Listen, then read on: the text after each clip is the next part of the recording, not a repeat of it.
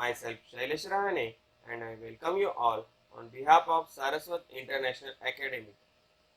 Today we are going to start chapter number 4, that is e-commerce part 2.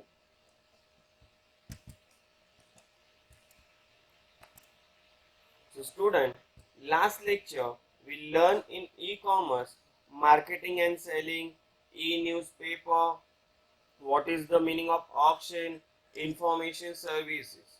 Now in this lecture we are going to start support services.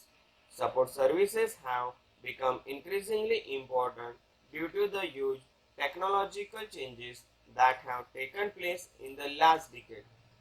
Actually, support service is very important role because in the technology, if we provide the support to the customer, whatever the product he purchased, then only he will satisfy and he will purchase more product from us. That's why how this support service is working, let's see in detail. Today, even the simplest product utilize sophisticated electronics which require specialized knowledge and technical ability for maintenance and support when any problem arises. It means students, suppose there may be the electronic product, it may be the special product, any product which purchased by the customer.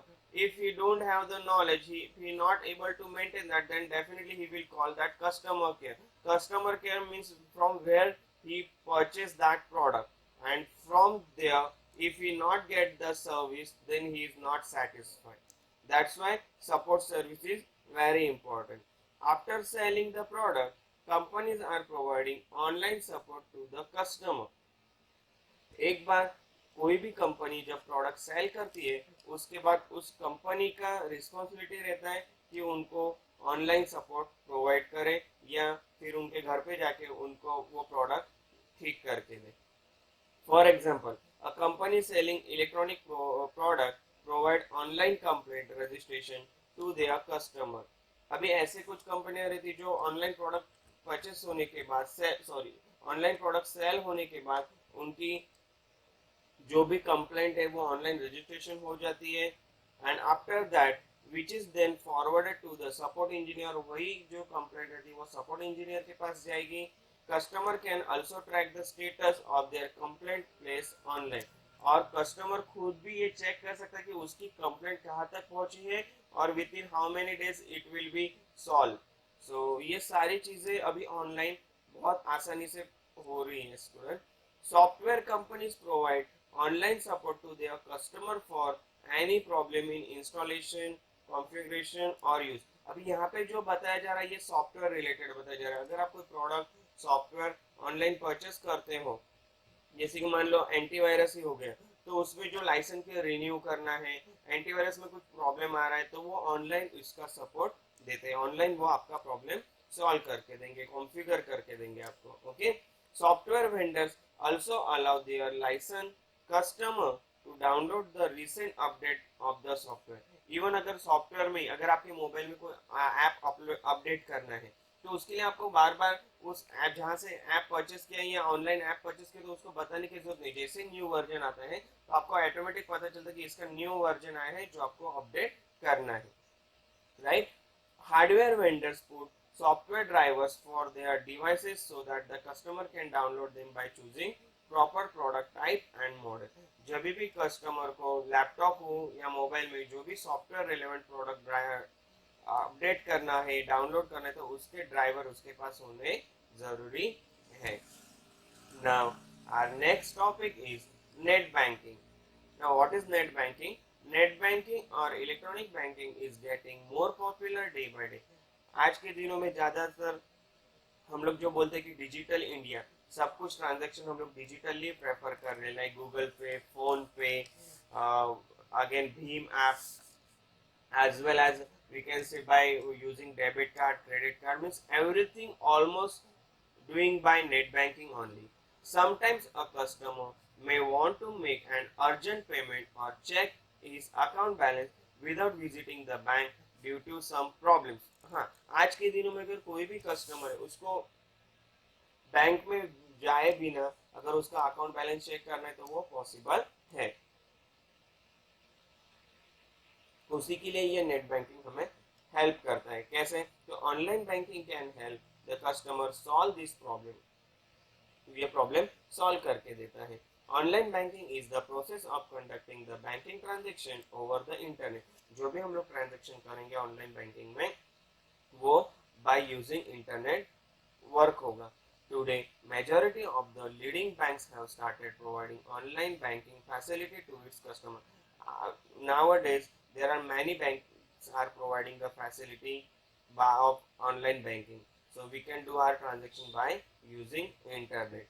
With the help of online banking, customer can avail the following services. अभी net online banking से हम लोग क्या क्या चीजें कर सकते हैं? तो सबसे पहले check account balance at any time. हम लोग के मोबाइल में या लैपटॉप पे अगर हम लोग को एनी टाइम अपना अकाउंट बैलेंस चेक करना है तो आपको वेबसाइट पे विजिट करना है, आप कभी भी आपका अकाउंट बैलेंस चेक कर सकते हैं। Second point, transfer the money from one account to other. अगर आपको पैसे ट्रांसफर करने तो एक अकाउंट से दूसरे अकाउंट में आप इजीली पैसे ट्रांसफर कर सकते हैं। Obtain statement for any credit और डेबिट। अगर आपको बैक हिस्ट्री स्टेटमेंट चाहिए, लास्ट ईयर का फाइनेंशियल स्टेटमेंट चाहिए, तो जो भी आपको स्टेटमेंट चाहिए तो उसका आपको स्टार्टिंग डेट और एंडिंग डेट लिखना पड़ता है कि किस डेट से लेकर किस डेट तक आपको ये स्टेटमेंट चाहिए, तो उस हिसाब से आपको स्टेटमेंट भी मिलेगा। Find status of transaction. फिलहाल आपके अकाउंट में ट्रांजेक्शन कितने हो रहे हैं, कौन से हो रहे हैं, कौन से दिन कौन सा ट्रांजेक्शन हुआ है, ये सारे स्टेटस आप चेक कर सकते हो। Pay various bill online like telephone, electricity and many more without going to the bank. हम लोग ऑनलाइन बिल भी पे कर सकते हैं। हम लोग को कोई प्लेस पे जाने की जरूरत नहीं, जैसे टेलीफोन बिल है तो हम लोग टेलीफोन भी ऑनलाइन पे कर सकते हैं, इलेक्ट्रिसिटी बिल ऑनलाइन पे कर सकते हैं, तो हम लोग को कोई बैंक में विजिट करने की जरूरत नहीं है। The customer is provided a password for online banking services with which he logs into the bank site and perform all the banking activities from his computer or mobile. Figure 4.4 4.5 shows the home page of State Bank of India website. The URL of the same is www.onlinesbi.com. Student, तो यहाँ पे जो display की गई है ये SBI bank की website है। जैसे कि आप इसको लॉगिन करोगे तो यहाँ पे ये लॉगिन के बाद आपको आपका अकाउंट नंबर यानी कस्टमर आईडी और पासवर्ड पूछा जाएगा। वो लॉगिन करने के बाद आपको एक ओटीपी आएगा और ओटीपी जब आप डालोगे तभी जाके आपका ये वेबसाइट ओपन होगा। तो यहाँ से आप सारे ये फीचर्स भी यूज कर सकते हो। तो यहाँ पे आप देख सकते हो कि कुछ फीचर उन्होंने दिए हैं, buy affordable e life insurance, fund transfer, online SBI launch for mobile में, स्टेट बैंक वर्चुअल कार्ड। तो ये सारे जो है टैक्स पेमेंट, तो सारे फीचर्स हम लोग ऑनलाइन बैंकिंग से यूज कर सकते हैं। समझ में आ रहा है स्टूडेंट? ओके, तो most of the banks today provide online banking, a list of few of them given below. तो ये कुछ वेबसाइट दिए हैं जो ऑनलाइन नेट बैंकिंग यूज कर सकते हैं, इनका वेबसाइट है। जैसे कि सेंट्रल बैंक ऑफ इंडिया, उसका वेबसाइट है www.centralbankofIndia.co.in। बैंक ऑफ बड़ौदा होगा तो www.bankofbaroda.co.in। आईओबी होगा तो www.iob.in। पंजाब नेशनल बैंक होगा तो www.pnbindia.in। देना बैंक होगा तो www.denabank.co.in। स्टूडेंट, ये क्वेश्चन एमसीक्यू में पूछा जा सकता है बोर्ड एग्जाम में कि कौन से ऑनलाइन बैंकिंग वेबसाइट है, तो ये इसका आंसर यहाँ पे दिया गया। ये सारे वेबसाइट के नाम आपको याद रखने हैं। Okay, now our next topic is traditional commerce versus e commerce. Traditional commerce यानी अगर आप लोकल मार्केट में कोई भी मॉल हो गया, शॉप हो गया, लोकल जो आपके सिटी में, वहाँ पे से परचेस प्रोडक्ट परचेस करना और ऑनलाइन परचेस करना, इन दोनों में क्या डिफरेंस है, ये हमें ये टॉपिक में जानना है। तो सबसे पहले, due to the growth of internet the nature of competition in traditional way of doing business and using e commerce has change significantly. सबसे पहले यहाँ पे मैं आपको एक क्वेश्चन पूछूंगा, आप कौन सा वे पसंद करोगे, ट्रेडिशनल कॉमर्स या ई कॉमर्स? आपको क्या लगता है कौन सी इसमें ज्यादा बेनिफिट है? तो कुछ लोगों के माइंड में मे बी ट्रेडिशनल कॉमर्स आएगा, कुछ लोगों के माइंड में ई कॉमर्स आएगा, पर इसमें रियल में किस में ज्यादा बेनिफिट है हम लोग डिटेल में जानते हैं। In traditional commerce, the businesses have to compete within a single industry and limited geographical area. अभी ट्रेडिशनल कॉमर्स हो गया तो उसमें जो बिजनेस है, जो भी आपको बिजनेस करना है, तो वहाँ पे सिंगल इंडस्ट्री की मतलब उस प्रोडक्ट के लिमिटेड स्टोर होंगे और उसका एरिया भी मतलब पर्टिकुलर वो वापी में ही आपको वो सेलिंग करना है या परचेस करना है तो आपको ये वो वापी एरिया में ही परचेस करना पड़ेगा, जिसको हम लोग बोलेंगे traditional commerce. In many cases, business process use traditional commerce activities very effectively and they cannot be improved through technology. और ये यही ऐसे बहुत सारे केसेस है जिसमें अगर आपको बिजनेस करना है तो ट्रेडिशनल कॉमर्स में इफेक्टिवली मतलब बहुत ज्यादा ग्रोथ करना ये डिफिकल्ट होता है as compare to e commerce, because उसमें आपको टेक्नोलॉजी का यूज करना ही नहीं है. टोटल जो है मार्केटिंग सेलिंग वो पर्टिकुलर एक एरिया में सिटी में करना है, तो वहां पे जितने भी आपके कस्टमर है वही आपसे वो प्रोडक्ट परचेस करेंगे.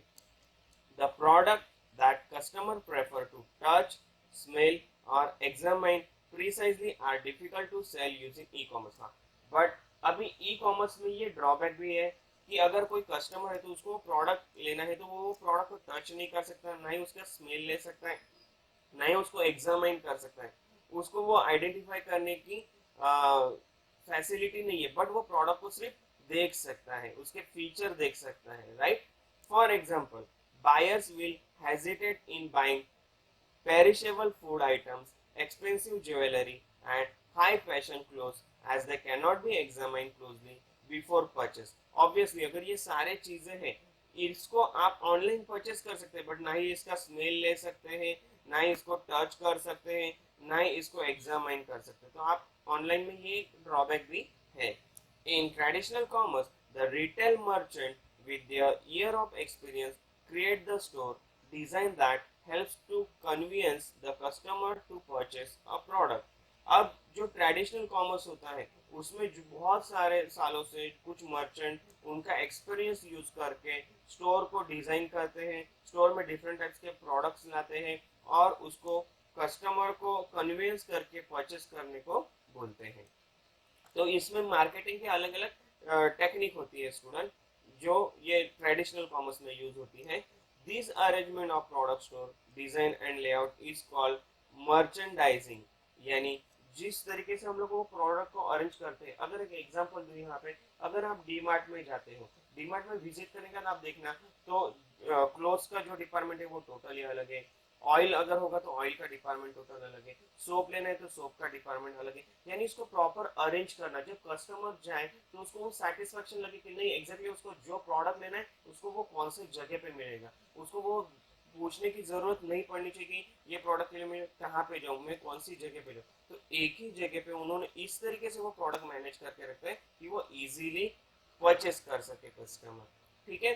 The merchant develop the skill to identify customer need and find product and services that meet those needs. तो मर्चेंट क्या करता है स्टूडेंट, वो देखता है कि कस्टमर की नीड क्या है, उसको क्या चाहिए एग्जैक्टली, तो उसी टाइप के प्रोडक्ट वो उसके स्टोर में रखता है. But this art of merchandising can be difficult to implement over internet. पर ये सारी चीजें हम लोग को इंटरनेट में इम्प्लीमेंट करना डिफिकल्ट है. ऑब्वियसली अगर ट्रेडिशनल है तो ट्रेडिशनल में वो कस्टमर आपके शॉप पे विजिट करेगा, वहाँ पे वो हर एक चीज को देख सकता है, उसको जो पसंद है एग्जैक्टली वो वही ले सकता है. बट वही इंटरनेट पे अगर वो करना चाहे इस टाइप की मार्केटिंग तो वो नहीं कर सकता. वाई? बिकॉज कस्टमर देख सकता है सिर्फ, पर उसको ना ही टच कर सकता है ना ही उसको फील कर सकता है कि ये कैसा है, राइट. तो ये इसमें डिफरेंस है ट्रेडिशनल कॉमर्स और ई कॉमर्स में. तो some of the common feature of traditional commerce are, कुछ फीचर्स देखते हैं ट्रेडिशनल कॉमर्स के क्या क्या है. तो पहला फीचर है operates within a certain period of time during business hour. यानी हम लोग जो स्टोर है वो कुछ लिमिटेड टाइम के लिए ओपन रहता है, उसके बाद वो क्लोज हो जाता है. जैसे कि अगर हम लोग क्लोथ स्टोर की बात करें या कोई मॉल्स की बात करें तो वो सुबह से लेके शाम तक चालू रहता है, शाम को वो बंद हो जाएगा. उसके बाद अगर आपको प्रोडक्ट खरीदना है तो आप प्रोडक्ट नहीं खरीद सकते. No sharing of information with competitor. हाँ, यहाँ पे एक चीज का बेनिफिट है कि आप जो इंफॉर्मेशन आपके स्टोर में जो है वो आपको कोई कॉम्पिटिटर को बताने की जरूरत नहीं है. जो आपके शॉप में उसमें आप कैसे ग्रोथ कर सकते हो ये आपको पता है. आपके वहाँ पे ज़्यादातर कॉम्पिटिटर नहीं होंगे, बिकॉज क्यों, क्योंकि आपका ये लोकल मार्केट में एक सिटी में आपका ये शॉप स्टोर होगा, तो वहाँ पे ज़्यादा कॉम्पिटिटर नहीं मिलेंगे आपको। Hiring of sales person, sales manager and many more. हम लोग यहाँ पे, हम लोग को ज़्यादा से ज़्यादा सेल पर्सन लगेंगे, मैनेजर्स लगेंगे, और बहुत सारा ह्यूमन रिसोर्स भी लगेगा। अगर कोई बड़ा मॉल है तो ऑब्वियसली बिग बाजार हो गए, डी मार्ट हो गया, रिलायंस हो गया, तो इसमें हम लोग को ह्यूमन रिसोर्स की ज़रूरत पड़ेगी।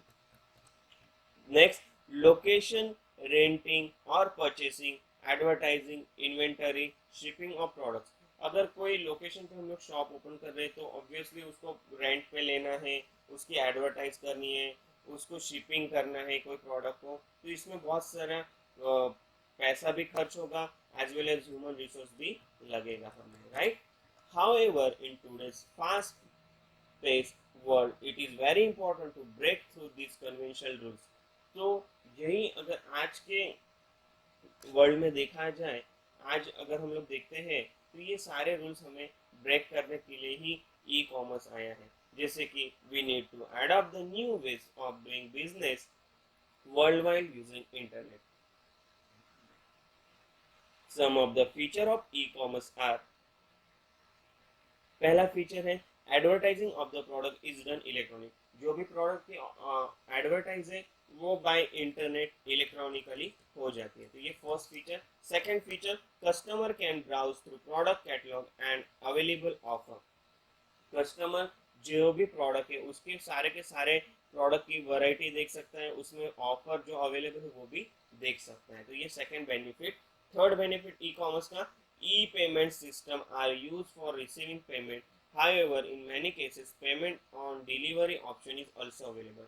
ऑब्वियसली अगर हम लोग ऑनलाइन कोई प्रोडक्ट परचेस करते हैं तो उसमें कैश ऑन डिलीवरी ऑप्शन भी अवेलेबल रहता है, या आपको डायरेक्ट पेमेंट करना है तो direct by using debit card, credit card आप पेमेंट कर सकते हैं। goods are delivered to the customer within a few days। हाँ, ये इसका एक ड्रॉबैक हो सकता है। अगर मान लो कि कोई चीज़ आपको लोकल में मिल रही है तो आप विद इन वही दिन जाके वो चीज़ परचेस करके ला सकते हैं, बट यहाँ पे वो डिलीवरी करने में कुछ समय, कुछ दिन ज़रूर जाएंगे। Reduce the per transaction cost, ये बेनिफिट है कि अगर आप बहुत सारे प्रोडक्ट लेते हो तो वो ऑफर के थ्रू आपको उसमें ट्रांजेक्शन कॉस्ट पे बेनिफिट ज़रूर होता है। reduces the time taken to perform an overall transaction। Obviously अगर मान लो कि आपको अलग अलग प्रोडक्ट लेने, मान लो कि कपड़े लेने हैं तो उसके लिए आपको अलग शॉप पे जाना है, बुक्स लेने हैं तो उसके लिए अलग शॉप पे जाना है, ज्वेलरी लेने अलग शॉप पे जाना है, बट ऑनलाइन आपको ये नहीं है। ऑनलाइन पे एक ही शॉप है, आप विजिट करो, वहाँ से वो सारा एक साथ परचेस करो और उसका ट्रांजेक्शन करो, तो यहाँ पे आपका टाइम भी बच गया, राइट। और सारे ट्रांजेक्शन एक ही अकाउंट से आपके ये पैसे फटाफट एक ही जगह पे जाएंगे, तो यहाँ पे स्टूडेंट ये बेनिफिट है ई कॉमर्स का। चलो देखते हैं कि ई कॉमर्स इंडिया में कितना स्प्रेड हुआ है, कितना मार्केट कर चुका है। तो the internet users in India are growing day by day. Nowadays, many people are using e-commerce. E-commerce in India is experiencing a remarkable growth and successfully changing the way of people transaction। E-commerce आज India में भी काफ़ी एक्सपीरियंसेबल और लोगों के लिए growth कर रहा है, लोगों की भी ग्रोथ कर रहा है, लोगों को उसमें नॉलेज भी मिल रहा है, लोग इससे daily day by day update भी हो रहे हैं। From high and designer apparel to second-hand books, everything is now available to Indian online buyers at the click of a button। यहाँ पे आप देख सकते हैं कि जो अगर हम लोग को कोई सेकेंड हैंड प्रोडक्ट भी बेचना है तो वहाँ पे उसके लिए वेबसाइट है, जैसे कि क्विकर हो गया, OLX हो गया, तो इस पे भी हम लोग कोई भी प्रोडक्ट ऑनलाइन बेच सकते हैं, बायर परचेज भी कर सकते हैं, सेल भी कर सकते हैं। It has open up new horizons and opportunity of million of people. और ये जो ऑनलाइन स्टोर है, ई कॉमर्स है, ये 24/7 ओपन रहता है और इसमें बहुत सारे लोगों को बहुत सारी अपॉर्चुनिटी है कि बहुत सारे लोग प्रोडक्ट बेचना चाहते हैं, बहुत सारे लोग प्रोडक्ट खरीदना चाहते हैं, तो ये एक न्यू अपॉर्चुनिटी है लोगों के लिए, right. Next, a greater variety of goods and services that can be bought over the internet is making online buying more attractive and convenient। अगर हम लोग को कोई प्रोडक्ट ऑनलाइन खरीदना है तो ये ज़्यादा कन्वीनियंट है as compare to traditional commerce. As internet has reach the rural parts of India, a drastic change is observed in their lifestyle. The quantity and quality of consumption is helping changes mindset in the rural area. पहले ऐसा था student कि बहुत सारे गांव में जो online bank, online e commerce, ये सारे बारे में नॉलेज नहीं था. बट आज के दिनों में अगर आप गांव साइड भी विजिट करोगे, विलेज साइड विजिट करोगे, तो वहाँ के लोगों को भी ऑनलाइन प्रोडक्ट मंगाना, तो ये सारा का नॉलेज अच्छे से पता है. तो अभी बहुत सारे रूरल एरियाज में भी इसका यूज़ होता है. पहले ये कम होता था पर अभी बहुत सारे लोग इससे अवेयर हो गए हैं तो वो इसका यूज़ करते हैं. Many factors are playing role for the growth of e-commerce in India. Some of the key factors are listed below. तो ये ऐसे चेंजेस कैसे हुए, तो उसके लिए हम लोग जो मैनी फैक्टर्स है, वो फैक्टर्स क्या है जिसकी वजह से इंडिया में इतनी इम्प्रूवमेंट हुई ई कॉमर्स की, वो देखते हैं. तो उसमें फर्स्ट फैक्टर है the growth of technology facilitator such as internet connection, broadband and third generation services, laptop, smartphone, tablets and dongles. Student, उस वक्त 4G सर्विस लॉन्च नहीं थी, उस वक्त 3G थी. वो बुक में इसलिए 3G लिखा है. ये जो ग्रोथ हुई है इसका मेन रीज़न है तो इंटरनेट कनेक्शन, दूसरा ब्रॉडबैंड. आज सबके घर पे अगर आप विजिट करोगे तो ऑलमोस्ट सबके मोबाइल में तो इंटरनेट है ही, plus 3G 4G service available है. कुछ लोगों के पास स्मार्टफोन है, लैपटॉप है, टैबलेट्स है, जिसकी वजह से इसकी ग्रोथ ज़्यादा हुई है और ऑनलाइन वो परचेस करना ज़्यादा पसंद करते हैं. सेकेंड फैक्टर है increase in use of mobile device. Obviously आज अगर घर में 5 मेंबर है तो पांचों मेंबर के पास मोबाइल है. एक टाइम था कि वहाँ पे 5 मेंबर में एक ही पर्सन के पास मोबाइल रहता था. आज पांचों के पांचों मेंबर के पास मोबाइल अवेलेबल है. Availability of much wider product range, और ये जो प्रोडक्ट रेंज है इसमें अवेलेबिलिटी, हम लोग को अगर ऑनलाइन परचेस करने तो प्रोडक्ट में हम लोग को रेंज मिलती है कि ये रेंज में भी प्रोडक्ट है, ये रेंज में भी है. आपको कम से कम प्राइस में चाहिए, ज़्यादा से ज़्यादा प्राइस में, तो उस हिसाब से आपको अवेलेबिलिटी पॉसिबल है. Busy lifestyle, traffic congestion and lack of time for traditional shopping. आज के दिनों में लोगों की जो लाइफस्टाइल हो गई है कि ज़्यादा ट्रैफिक में नहीं जाना है, टाइम कौन वेस्ट करेगा, तो ये सारी चीज़ों की वजह से वो ज़्यादा से ज़्यादा ऑनलाइन प्रोडक्ट परचेस करना ही पसंद करते हैं. इवन आज के डेट में आप देखा होगा तो इवन जोमेटो हो गया, सैंडमी हो गया, स्विगी हो गया, इन लोग ज़्यादा से ज़्यादा लोग इसी को प्रेफर करके फूड भी घर पे मंगवाते हैं. Lower prices compare to brick and mortar return in driven by disintermediation and reduce inventory and real estate cost. अब रियल एस्टेट कॉस्ट यानी स्टूडेंट, पहले एक टाइम था कि आपको हाउस खरीदना है, होम खरीदना है, तो आप वो विजिट करते थे. बट अभी ऑनलाइन आपको पूरे इंडिया में कहीं भी होम खरीदना होगा तो आप ऑनलाइन उस हाउस की वैल्यू देख सकते हैं, उस हाउस कितने सालों से बना है, तो इस पे आपको ज़्यादा बेनिफिट मिल सकता है ऑनलाइन होम परचेस करने से. Okay. Increase uses of online classified sites with more consumer buying and selling second hand goods. ऐसे बहुत सारे कंज्यूमर हैं जो प्रोडक्ट परचेस करते हैं, बाद में सेकंड सेलिंग करते हैं उसको. Evolution of the online marketplace model with the site like eBay, Flipkart, Snapdeal and many more. तो ये इवोल्यूशन किस चीज़ों की हुआ, तो ये कुछ वेबसाइट है जिसकी वजह से ये इंडिया में बहुत जल्दी ग्रो कर गया, बहुत जल्दी इसकी नॉलेज रूरल एरिया में भी पहुंच गया. तो उसके लिए कुछ वेबसाइट है जैसे कि ईबे, फ्लिपकार्ट और Snapdeal. Okay. Though the penetration of e-commerce is low in India as compared to other countries, obviously बाकी कंट्री से इंडिया में अभी भी वो कम है, बट धीरे धीरे इंडिया इसको डेवलप कर रहा है. But it is growing at a much faster rate with a large number of new entrants. But nowadays India में इसकी जो ग्रो हो रही है वो बहुत फास्ट हो रही है, बहुत फास्ट से ये स्प्रेड हो रहा है, लोगों को इसके बारे में नॉलेज मिल रहा है, लोग इसके बारे में अवेयर हो रहे हैं और ज़्यादा से ज़्यादा प्रोडक्ट लोग ऑनलाइन मंगवाना ही पसंद कर रहे हैं. There are a lot of online store in India which are becoming quite popular like Flipkart, eBay India, Snapdeal, Amazon India, Myntra, Domino's, Paytm, Jabong and many more. There are many online websites, they are selling their products and people are purchasing from there. Retailers have also started offering a cash on delivery option. जो retailer है उन्होंने भी ये option के लिए offer किया है कि कैश ऑन डिलीवरी वो पैसे पे कर सकते हैं. It is the most preferred payment method in India. Almost 80% of India e commerce business uses cash on delivery mechanism. Obviously ये इंडिया में ही है स्टूडेंट ऐसा कि जो भी इंडियन लोग हैं वो ज़्यादा से ज़्यादा प्रोडक्ट की कैश ऑन डिलीवरी ही पसंद करते हैं. तो इसीलिए ये जो रिटेलर है ये ज़्यादा से ज़्यादा यही मैकेनिज्म यूज करते हैं, सीओडी, जिसको कैश ऑन डिलीवरी बोला जाता है.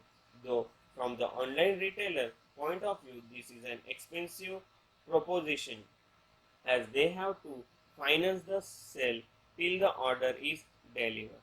For the consumer, cash on delivery make it easy to reject product at the point of delivery. और इससे एक बेनिफिट ये है कि कैश ऑन डिलीवरी रखते हैं तो अगर हम लोग को वो प्रोडक्ट रिजेक्ट करना होगा तो वो इजीली रिजेक्ट हो सकता है. बट वही अगर हम लोग ऑनलाइन एक बार पेमेंट कर दें और बाद में हम लोग को लगे कि इसको रिजेक्ट करना है तो वो थोड़ा डिफिकल्ट है. Industry experts are optimistic about the future potential of e-commerce industry in India. Though there are challenges to be faced, they can be easily overcome with well-planned and pre-decided strategies which will give a boost to growth e-commerce in India. और यही सारे चीज़ों से जो industry experts हैं वो लोग daily इस पे ऑब्जर्व करते हैं, डेली इस पे स्टडी करते हैं, एनालिसिस करते हैं कि हमें इसमें और क्या चेंजेस करने हैं. तो इस वजह से ई कॉमर्स जो है वो इंडिया में ग्रोथ कर रहा है, उसको बूस्ट मिल रहा है और ज़्यादा से ज़्यादा लोग इसके बारे में अवेयर भी हो रहे हैं. अभी स्टूडेंट अपना जो नेक्स्ट टॉपिक है एडवांटेजेस ऑफ ई कॉमर्स वो हम लोग नेक्स्ट लेक्चर में कंटिन्यू करेंगे. उसके पहले अभी तक जितने टॉपिक अपने कंप्लीट हुए उससे रिलेवेंट जितने भी एमसीक्यू हैं वो आपको नोटबुक में राइट करने हैं. जैसे ही स्कूल चालू होगा आपका ग्रुप टेस्ट स्टार्ट हो जाएगा. Thank you student.